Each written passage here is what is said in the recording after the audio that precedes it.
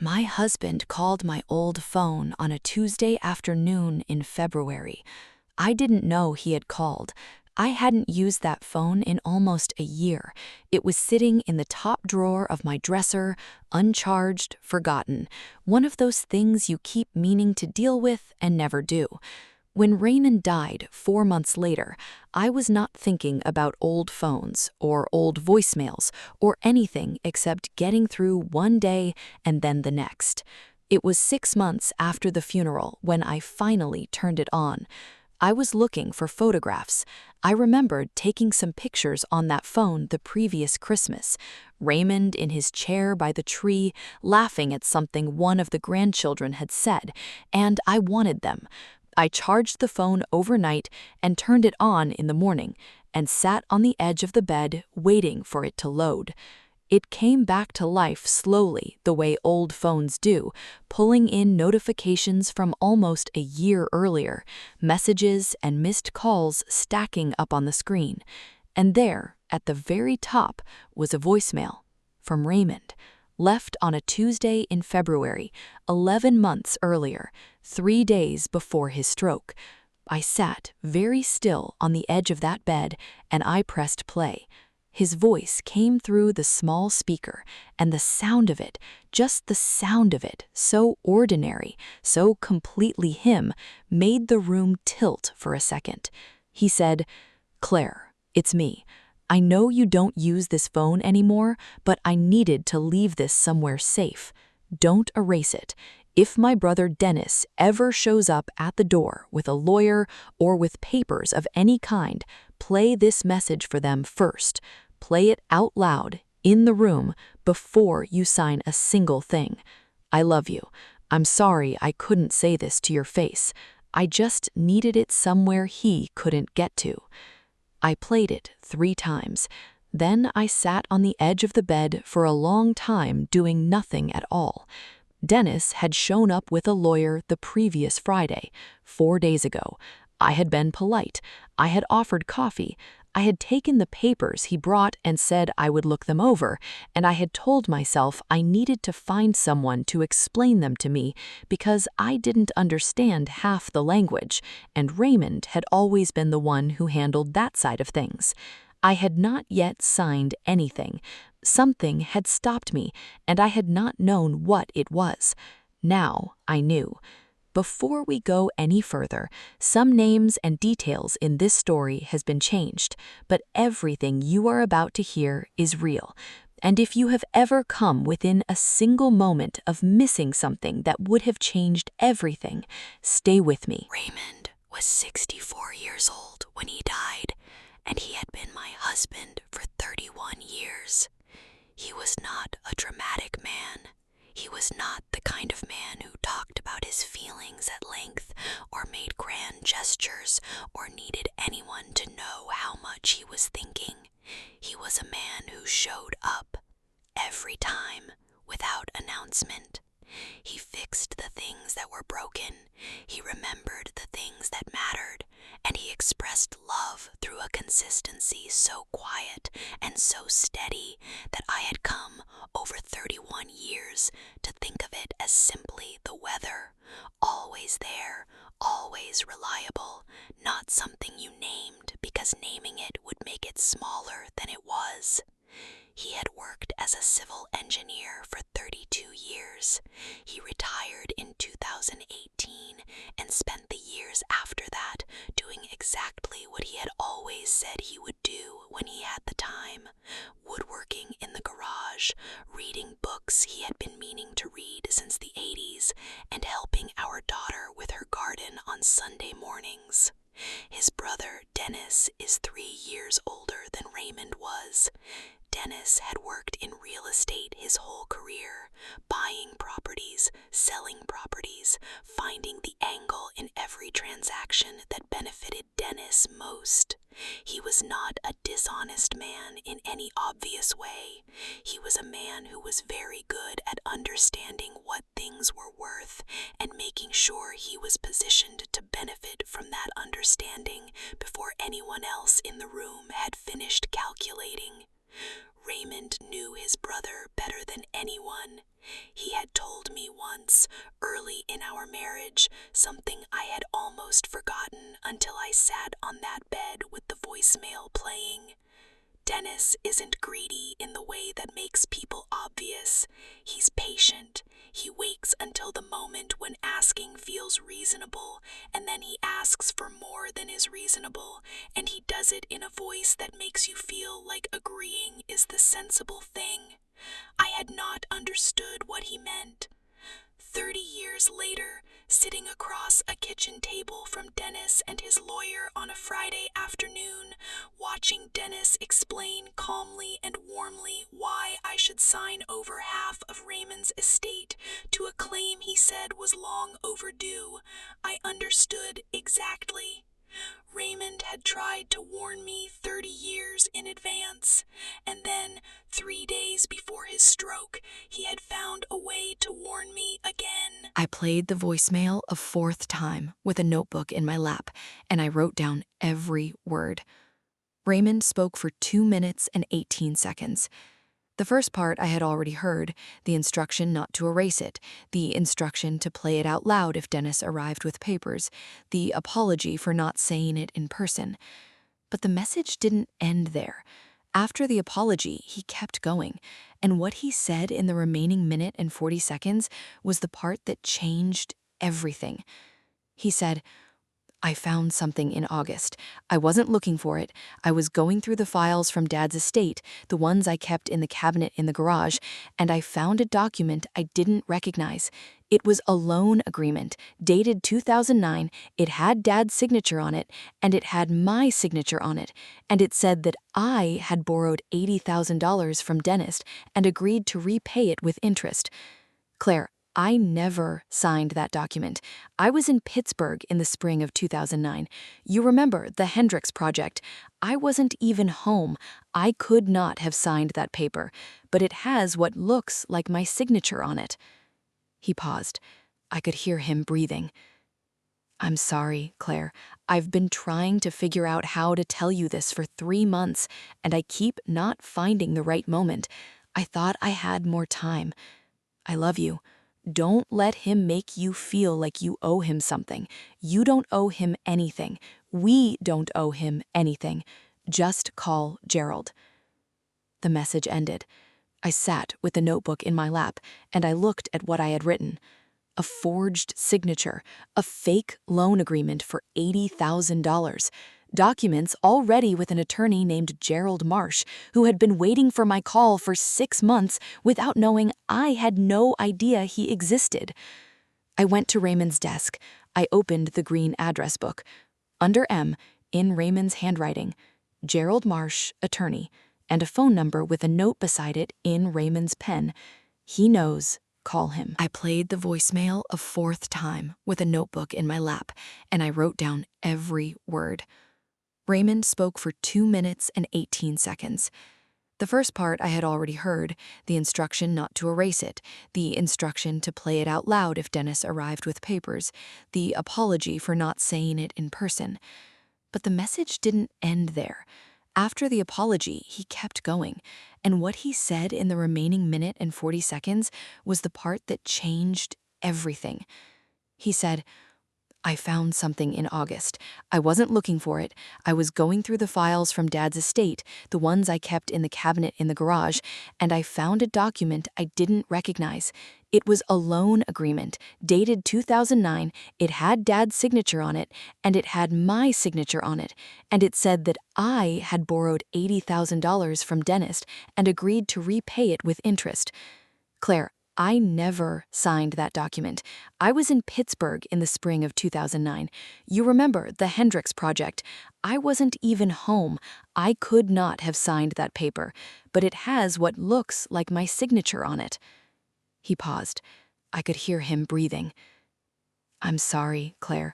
I've been trying to figure out how to tell you this for 3 months, and I keep not finding the right moment. I thought I had more time. I love you. Don't let him make you feel like you owe him something. You don't owe him anything. We don't owe him anything. Just call Gerald." The message ended. I sat with the notebook in my lap, and I looked at what I had written. a forged signature, a fake loan agreement for $80,000, documents already with an attorney named Gerald Marsh, who had been waiting for my call for 6 months without knowing I had no idea he existed. I went to Raymond's desk. I opened the green address book. Under M, in Raymond's handwriting, Gerald Marsh, attorney, and a phone number with a note beside it in Raymond's pen. He knows, call him. I called Gerald Marsh on a Monday morning. He answered and said my name before I finished introducing myself. He said he had been hoping I would call and that I was glad I had found the message. I asked him how he had known about the message. He said Raymond had called him the same Tuesday in February, the same day he left the voicemail on my old phone. He had called Gerald first, walked him through everything, and then called my old phone to leave the backup. Raymond had made 2 calls that Tuesday, one to his attorney, one to me, in that order, covering every angle the way he had always covered every angle, the way a man covers angles when he knows his time is running short and he has something important to protect.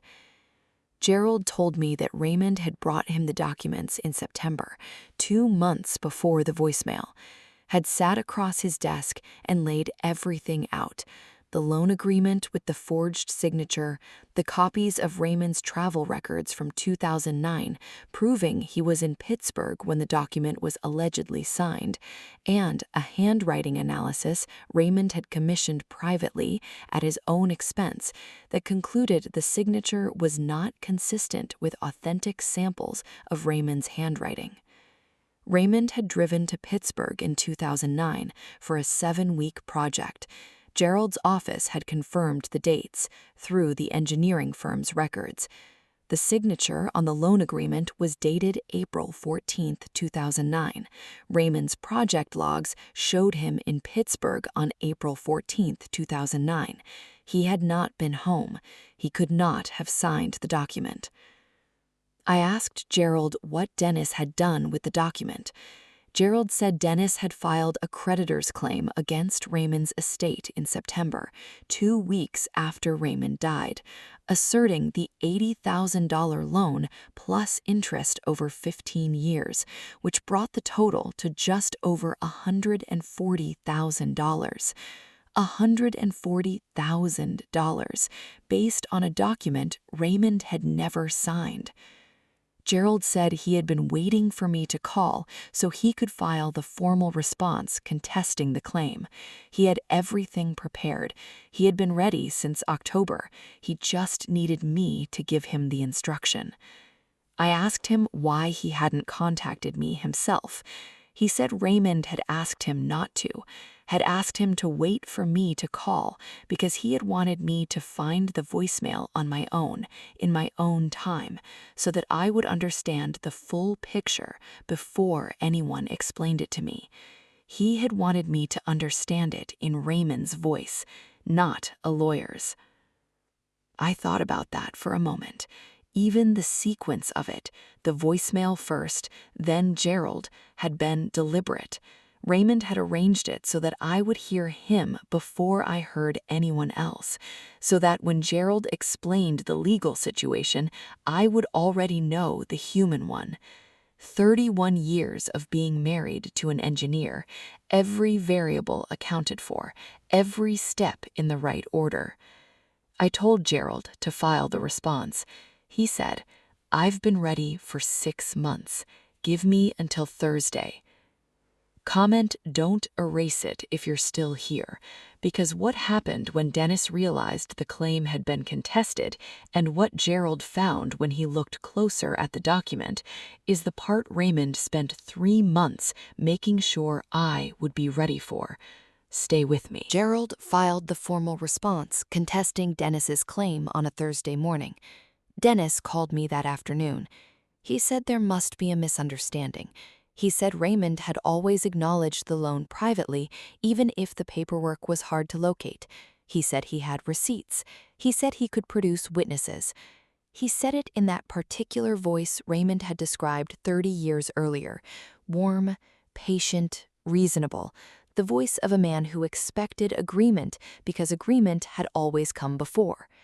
I said, "Dennis, Raymond left me a voicemail.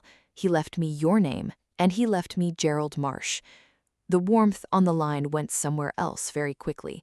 He said Gerald was working off incomplete information. He said if I would just sit down with him without attorneys present, he could explain everything in a way that would make sense. I said I would only communicate through Gerald from that point forward, and I hung up. What Gerald found when he examined the loan document more closely added two more dimensions to what Raymond had already uncovered. The first was the paper itself. A forensic document examiner Gerald brought in confirmed that the paper stock used in the loan agreement had not been commercially available until 2011. The document was dated 2009. It could not have been printed on paper that didn't exist yet. The second was the notary stamp. The notary listed on the document had retired from practice in 2007, 2 years before the document was allegedly notarized. Raymond had found the forged signature. Gerald had found the paper and the notary. Together, it was not a disputed claim. It was a fabricated document, start to finish. Dennis withdrew the creditor's claim 6 weeks later, before Gerald filed the formal fraud complaint with the state bar. His own attorney had apparently looked at the forensic findings and given him direct advice about the alternative. The estate was settled in full, without the $140,000 reduction Dennis had been counting on. Gerald handled it cleanly and completely, the way Raymond had known he would. Dennis and I have not spoken since the phone call. I still have the old phone. I keep it charged now. I don't use it for anything else. It just sits in the drawer next to the green address book, with Gerald's number underlined in Raymond's pen. Some evenings, I open the drawer and look at the phone and think about a man who was already carrying the knowledge of his own failing health, who had found a forged document in a garage cabinet while he was filing papers, who had driven to an attorney's office and made his plans, and then sat down and called an old, uncharged phone and left a message for his wife in a voice that sounded like any other Tuesday afternoon. Just in case. Not panicking, not performing, just closing the loop the way he closed every loop, quietly, thoroughly, because that was who he was, and he was not going to stop being that person because time was getting short. Raymond used to say that the difference between a good engineer and a great one was not talent, it was the willingness to check the work one more time after you were already sure. He checked the work one more time. He always did. I almost deleted that voicemail.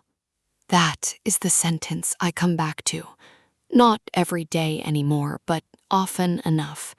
I almost deleted it because it was 11 months old and I was clearing old notifications and it had a timestamp from before the stroke. And I had already told myself I wasn't ready to hear his voice in a recording because I didn't know yet how that would feel. Something stopped me. I don't know exactly what.